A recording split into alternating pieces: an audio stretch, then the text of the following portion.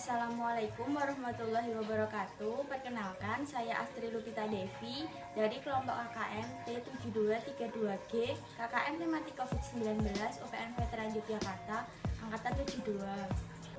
Assalamualaikum warahmatullahi wabarakatuh. Perkenalkan, nama saya Harumia Zulfianisa Sabila dari kelompok T7232G, KKN tematik COVID UPN Veteran Yogyakarta, Angkatan 72. Di sini saya Astri Lupita Devi dan teman saya Harumia Zulfianisa akan menjelaskan proker utama kami, yaitu tentang edukasi work from home bagi guru. Nah, di sini kami akan menjelaskan tentang aplikasi pendukung work from home bagi guru. Nah, di tengah maraknya wabah virus corona atau COVID-19 ini, pemerintah Indonesia menghimbau kebijakan work from home atau bekerja dari rumah. Hal ini bertujuan untuk memutus mata rantai penyebaran corona. Perusahaan yang masih baru dalam mengelola work from home tak perlu khawatir karena saat ini sudah tersedia banyak software atau aplikasi pendukung work from home dari rumah bagi guru ini. Nah, yang pertama ada aplikasi surat elektronik atau email. Email ini dikirim secara real time, jadi efisiensinya melebihi surat fisik yang membutuhkan waktu. Melalui email ini, kita bisa mengirim berbagai jenis file dan dokumen digital dengan ukuran tertentu yang ditentukan, baik itu foto, video, teks, dan lain sebagainya. Untuk mengirim semua ini melalui email, kita bisa menggunakan atau menambahkan dalam lampiran pada email. Nah, email yang sering digunakan oleh masyarakat kebanyakan adalah Gmail. Selanjutnya, kami akan memberikan tutorial cara membuat email yang baru. Nah, yang pertama harus kita lakukan adalah membuka akses daftar akun Google. Kemudian isi nama depan, nama belakang, alamat email yang akan kita daftarkan, dan password. Kemudian di konfirmasi passwordnya, itu lengkapi data-data yang perlu diisi. Kemudian jika semua data sudah terisi, akun Gmail kita sudah bisa digunakan. Yang selanjutnya kita harus mengecek apakah Google kita sudah terdaftar atau belum. Nah, dengan membuka akses seperti ini, silahkan masukkan alamat email yang sudah didaftar dan passwordnya, kemudian enter. Setelah itu akan muncul halaman seperti ini. Nah, ini berarti akun Google kita atau akun email kita sudah bisa digunakan. Dan yang kedua adalah aplikasi percakapan atau chatting. Berkomunikasi secara person to person atau dalam satu grup dapat dilakukan melalui pesan yang memungkinkan setiap orang dapat langsung merespon satu sama lain. Nah, ada beberapa aplikasi yang mungkin dapat digunakan, yaitu ada WhatsApp Group, Line Group, dan lain sebagainya. Nah, di dalam WhatsApp Group atau Line Group itu, antara guru dan murid bisa saling bertukar informasi, atau guru dapat memberikan tugas kepada muridnya, atau sebaliknya muridnya dapat mengumpulkan tugas kepada gurunya. Selain itu, juga dengan WhatsApp Group, antara guru dengan guru dapat saling berkomunikasi dengan mudah secara daring. Saya Harumia akan melanjutkan penjelasan dari teman saya Astri mengenai aplikasi-aplikasi yang berguna bagi guru dalam bekerja di rumah atau work from home. Jadi aplikasi yang selanjutnya ini berkaitan dengan aplikasi conference. Nah, jadi aplikasi ini penyedia meeting online dengan media video. Jadi di aplikasi ini guru bisa berkomunikasi atau meeting dengan video maupun suara dengan rekan-rekannya, membahas rapat, persoalan, atau juga bisa sebagai media pembelajaran. Jadi sebagai wadah untuk menjelaskan kepada murid-murid tentang pelajaran yang akan diberikan. Nah, untuk aplikasi conference atau meeting yang sedang booming sekarang itu ada 3, yaitu aplikasi Zoom, kemudian aplikasi Google Meet, dan aplikasi Skype. Itu sekarang lagi banyak dipakai oleh orang untuk mengadakan rapat online atau komunikasi online melalui video. Nah, yang pertama yang akan kita bahas adalah aplikasi Zoom. Jadi aplikasi Zoom ini bisa digunakan di handphone maupun di laptop, baik itu Android maupun iOS atau Windows, Linux atau Mac. Nah, aplikasi Zoom ini dapat melakukan meeting hingga 100 partisipan. Itu yang free. Untuk yang bayar bisa lebih dari 100. Nah, kemudian aplikasi Zoom ini gratis 40 menit video conference gratis. Kualitas suara dan gambarnya itu juga HD. Nah, di Zoom ini juga ada fitur screen sharing. Jadi, kalau misalnya ada tulisan atau gambar dari laptop yang mau di sharing atau dibagi dengan partisipan lainnya, bisa menggunakan fitur screen sharing ini. Bisa juga video dari dokumen kemudian dimasukkan melalui screen sharing di Zoom ini. Nah, ini juga bisa memakai virtual background. Jadi kalau backgroundnya tidak mendukung, kita bisa menggantinya dengan gambar lain. Nah, Zoom ini juga menjadwalkan hingga merekam keseluruhan meeting. Jadi bisa direkam juga meetingnya, juga bisa dijadwalkan dari jam berapa hingga jam berapa.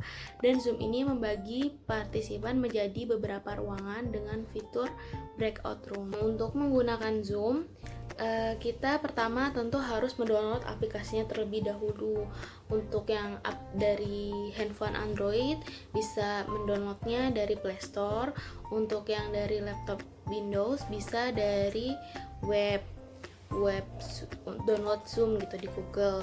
Kemudian kunjungi web Zoom-nya, lalu klik tombol sign up.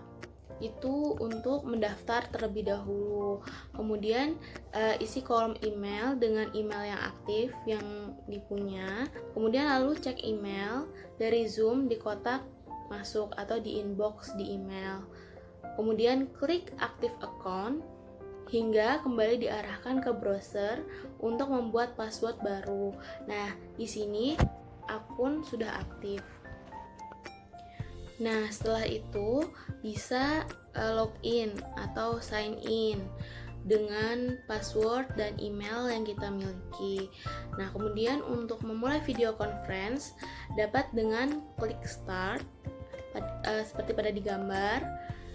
Kemudian klik invite others. Nah, di sini bisa mengundang peserta melalui email atau menyalin link yang tertera. Kemudian di-share kepada partisipan meeting online lainnya. Tunggu hingga semua peserta masuk ke ruang meeting.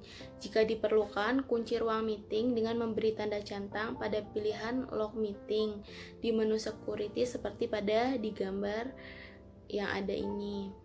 Nah, jadi log meeting ini dapat meningkatkan keamanan video conference kita agar meeting kita melalui Zoom ini dapat dilaksanakan dengan aman, jadi tidak kemasukan orang lain. Dan jika perlu, kamu juga bisa merekam meeting yang sedang berlangsung dengan mengklik menu record seperti pada gambar. Nah, yang selanjutnya, mengingat Anda adalah host, jika meeting telah berakhir, kemudian bisa memilih untuk mengakhiri meeting untuk semua atau meninggalkan meeting dengan mengklik end meeting. Selanjutnya, di aplikasi video conference ini juga ada aplikasi Google Meet. Nah, aplikasi Google Meet ini diciptakan oleh Google, jadi terjamin keamanannya. Untuk step-step masuk ke Google Meet ini hampir sama dengan Zoom.